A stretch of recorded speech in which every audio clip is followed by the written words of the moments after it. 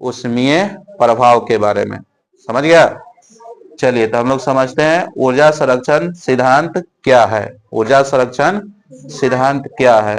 ऊर्जा संरक्षण के सिद्धांत के अनुसार ऊर्जा को न तो उत्पन्न किया जा सकता है और न ही नष्ट किया जा सकता है। याद रखेंगे, ऊर्जा संरक्षण सिद्धांत के अनुसार ऊर्जा को न हम उत्पन्न कर सकते हैं, न ही हम उसको नष्ट कर सकते हैं। ऊर्जा सिर्फ एक रूप से दूसरे रूप में रूपांतरण होता है। ऊर्जा सिर्फ एक रूप से दूसरे रूप में रूपांतरण होता है। तो यही याद रखेंगे। और पूछ दिया ऊर्जा संरक्षण सिद्धांत क्या है, तो याद रखना है ऊर्जा को न तो उत्पन्न किया जा सकता है और न ही नष्ट किया जा सकता है। सिर्फ ऊर्जा एक रूप से दूसरे रूप में रूपांतरण किया जा सकता है। ठीक है। अब है हम लोग को विद्युत धारा के उष्मीय प्रभाव क्या है। विद्युत धारा के उष्मीय प्रभाव क्या है? तो किसी चालक तार में विद्युत धारा प्रवाहित होने के बाद, मान लीजिए कोई चालक तार कह रहा है, तो चालक तार मान लेते हैं हम लोग, यह समझ लेते हैं हम लोग क्या है, ये तार है। यह हम क्या समझ लिए? तार। तार होता है ना, इसे थोड़ा पतले होता है लेकिन एक मोटो होता है। यह समझ लेते आपका क्या, ये तार है। और यह अब इसको क्या कह रहा है, किसी चालक तार, ये चालक तार है। ये कौन सा तार है? चालक तार है।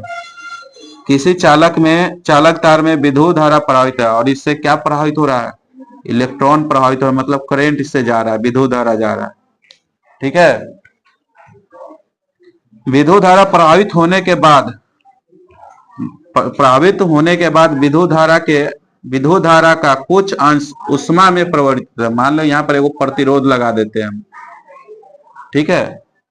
तो जो माने कि इसमें जा रहा था विद्युत धारा, या प्रतिरोध के कारण क्या हो जाएगा, इसमें कुछ उष्मा उत्पन्न होने लगेगा। क्या उत्पन्न होने लगेगा? उष्मा। तो यही कह रहा है कुछ अंश विद्युत धारा में कुछ अंश उष्मा में परिवर्तित हो जाता है। यहाँ जब ये प्रतिरोध लगेगा तो किस में बदल जाएगा? उष्मा में बदल जाता है। उष्मा में परिवर्तित हो जाता है। तो विद्युत धारा के इस प्रभाव को ही हम लोग क्या कहते हैं? विद्युत धारा का उष्मीय प्रभाव कहा जाता है। जैसे आप लोग कभी कभी देखते होंगे, अगर अनुभव किए होंगे कि पहले के जमाना में क्या होता था, आदमी सब आग लगाने के लिए किसका सहारा लेता था? पत्थर को, पत्थर से टकराता था तो आग लग जाता था। ठीक है।